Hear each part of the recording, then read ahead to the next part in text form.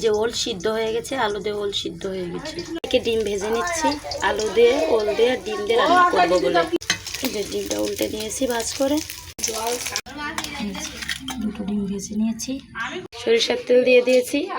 এবার ফোড়ন দিয়ে দেবো, এবার দিয়ে দেবো তরকারি, দিয়ে দেবো কাঁচা লঙ্কা, একটু বেশি করেই দেবো যেহেতু ওল করছে। এবার দিয়ে দেবো লবণ, দিয়ে দেবো হলুদ,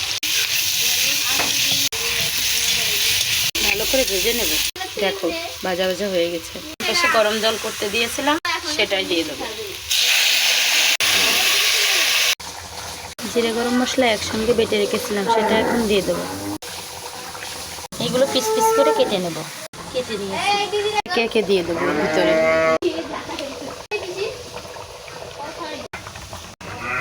এবার নামিয়ে নেব। এই যে তৈরি হয়ে গেল ওল দিয়ে, আলু দিয়ে এবং ডিম দিয়ে। কেমন লাগলো কমেন্ট করে জানিয়েন।